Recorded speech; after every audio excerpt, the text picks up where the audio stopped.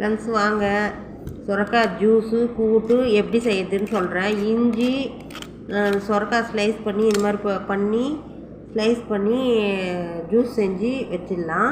வச்சு அது குடித்தா சுகருக்கு நல்லது. இப்போ சொரக்காவை இந்த அளவுக்கு சீவி எடுத்து வச்சுப்போம். சின்ன சின்னதாக ஸ்லைஸ் பண்ணி எடுத்து வச்சுப்போம். பருப்பு ஒரு 100 கிராம் அளவுக்கு எடுத்து வேக வச்சு எடுத்து வச்சுக்குவோம். ஸ்லைஸ் பண்ணதை அரிஞ்சு எடுத்து வச்சுக்குவோம்.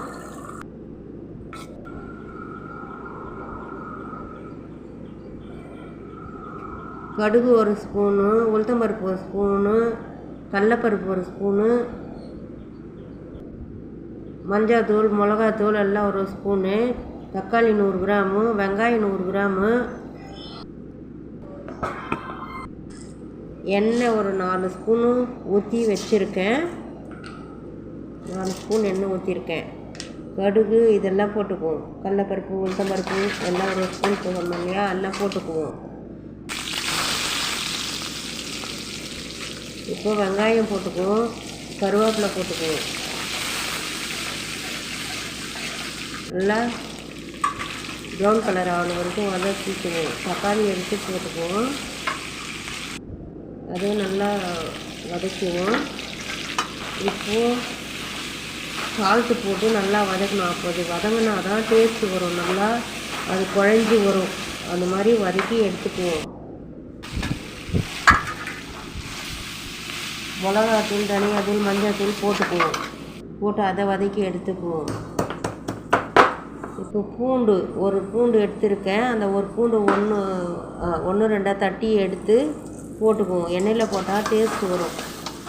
போட்டு நல்லா வதக்கி எடுத்துக்குவோம். நல்லா வதக்கி எடுத்துக்கோங்க.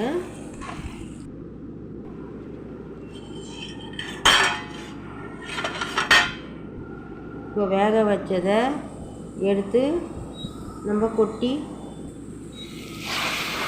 நல்லா அடிப்பிடிக்காமல் கலந்து விடுவோம். இந்த ஸ்டேஜில் தான் அடிப்பிடிக்கும். சால்ட்டு வேணும் அப்படின்னாலும் போட்டுக்கங்க. உப்பு எதுனா இந்த ஸ்டேஜில் தான் நீங்கள் போடணும்.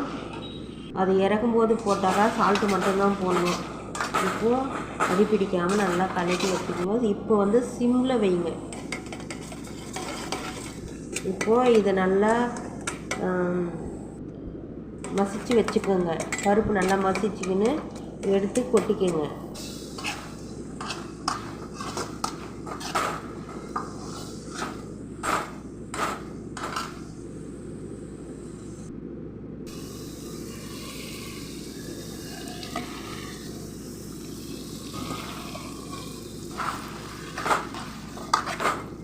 இப்போ நல்லா கலக்கி விடுங்க. அடி பிடிக்காமல் கலக்கி விடுங்க. செம்ம டேஸ்ட்டாக இருக்கும். நீங்கள் சாப்பிட்டு பாருங்கள். பாசிப்பருப்பும் போடலாம். நான் துவரம் பருப்பு போட்டேன். துவரம் பருப்பும் போடலாம், பாசிப்பருப்பும் போடலாம். எந்த பருப்பு போடலாம் டேஸ்ட்டாக இருக்கும். கடலைப்பருப்பு கூட கூட்டுக்கு போடலாம். நீங்கள் எந்த பருப்பு உங்களோட இஷ்டம், எந்த பருப்பு வேணால் போடலாம். இதில் துவரம் பருப்பு போட்டால் இன்னும் செம்ம டேஸ்ட்டாக இருக்கும். நல்லா வாசனையாக நல்லா டேஸ்ட்டாகவும் இருக்கும். இவங்க பாருங்கள், கொஞ்ச நேரம் விட்டாவே அடி பிடிச்சிக்கும். அந்த மாதிரி நல்லா கலக்கி விடுங்க.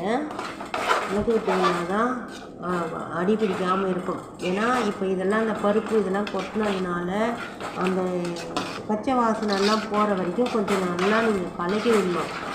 அப்போ தான் டேஸ்ட்டாக வரும். சாதம் எதுக்கு வேணால் தொட்டுன்னு சாப்பிட்லாம். இட்லிக்கு தொட்டுன்னு சாப்பிட்லாம், சாதத்துக்கு தொட்டுன்னு சாப்பிட்லாம், ரசம் வச்சுட்டு இந்த கூட்டை வச்சுன்னு சாப்பிட்லாம். வீடியோ பிடிச்சா லைக் பண்ணுங்கள், ஷேர் பண்ணுங்கள், கமெண்ட் பண்ணுங்கள். Thank you friends. இது என்னோட மாடி தோட்டத்தை புடலங்காய் ஃப்ரெண்ட்ஸ்.